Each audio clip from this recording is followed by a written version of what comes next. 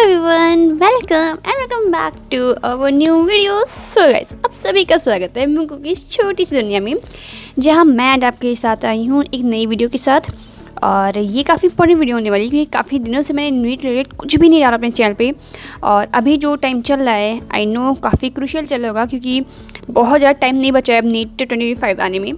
तो चलो मैं यहाँ आपके साथ शेयर करती हूँ कि आखिर मिस्टेक बुक कैसे बनाते हैं, क्योंकि मेरा बनाने का तरीका थोड़ा सा डिफरेंट था एज़ कम्पेयर टू अदर्स। और मैं अपना तरीका यहाँ शेयर करने वाली हूँ, जो कि शायद अगर आपको अच्छा लगेगा तब अपनी खुद पे भी फॉलो कर सकते हो।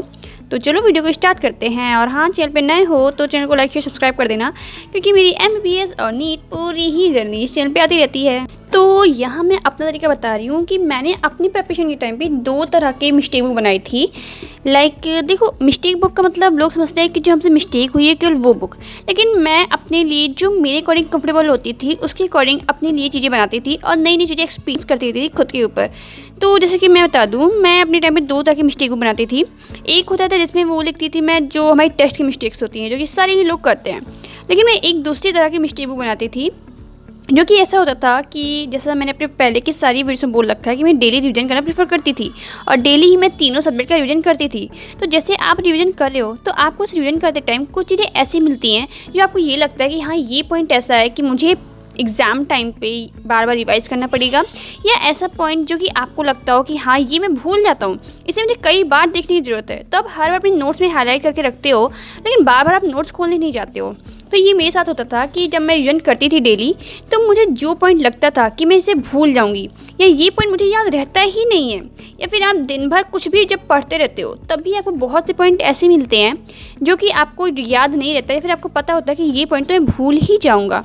ऐसे टाइम पे मैं करती थी ये थी कि मेरे पास कुछ पेजेस पड़े होते थे, आप देख पा रहे होंगे ऐसे मेरे पास, मतलब ये मेरे पास अवेलेबल था तो मैंने इसका यूज़ किया। मेरे पास ऐसे बहुत सारे पेजेस अवेलेबल पड़े हुए थे, तो मैं हमेशा जब भी पढ़ाई करती थी, फिर चाहे वो सुबह रिवीजन कर रही हूँ या फिर लेक्चर कर रही हूँ या फिर कोई सारथी का लेक्चर कर रही हूँ, तो मैं हमेशा ऐसे पेपर को अपने पास रखती थी। और जब भी मुझे ऐसा पॉइंट मिलता था कि रिवीजन कर रही हूँ, उसमें ऐसा पॉइंट मिला कि अब ये चीज़ मुझे बार बार पढ़नी है या ये मुझे याद नहीं रहेगा, तो मैं इस पेज पे लिख देती थी।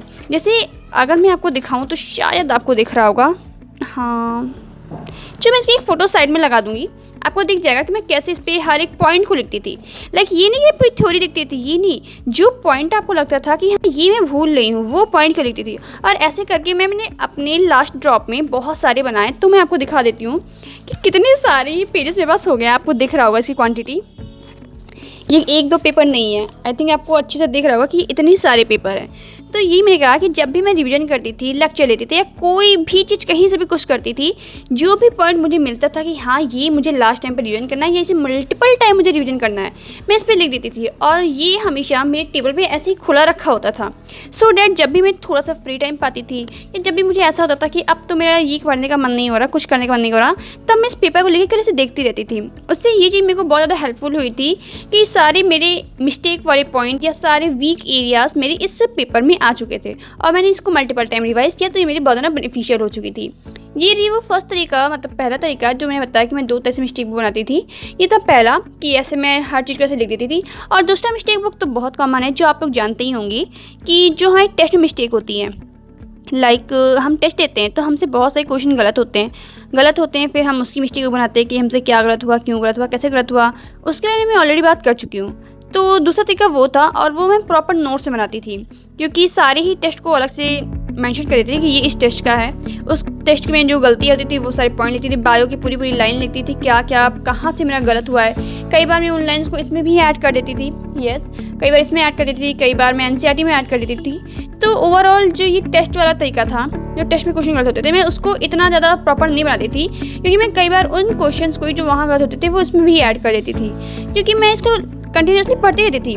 ज़्यादा दिन पे नहीं, हर 2-4 दिन बाद मैं इसमें पढ़ती रहती थी, तो ये मैं पढ़ती रहती थी, तो इसीलिए मैं उन पॉइंट्स को भी इसमें ऐड कर देती थी। तो ये था मेरा तरीका कि कैसे मैं अपनी मिस्टेक बुक बनाती थी। और 2 तरह की, एक ये होगी जो सिंपल पेज वाइज मैंने आपको इतने सारे दिखा दिए। फिलहाल ये मैंने आपको जो दिखाए हैं ये केवल थोड़े हैं, क्योंकि अभी मैं अपनी सारी कॉपी किताब बंद कर चुकी हूँ और सब पैक होके रख चुकी हूँ ऊपर। ये थोड़े मेरे को मिल गए तो मैं उसे निकाल ली, बाकी इसके अलावा भी बहुत सारे ऐसे पेपर्स अवेलेबल हैं मेरे पास।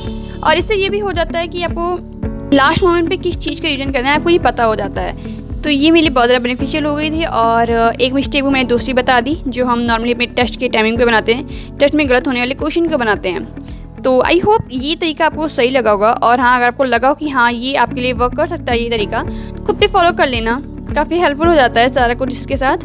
मेरे लिए काफ़ी यूज़फुल हुआ था, तो मैंने सोचा कि हाँ एक बार तो शेयर करना बनता है ये चीज़, सो डैट अगर आप भी इस पॉइंट पे लैक कर रहे हो कि आपको यूज़फुल लगे तो कर सकते हो, मतलब आप इसे फॉलो कर सकते हो अगर आपको यूज़फुल हो रहा हो तो।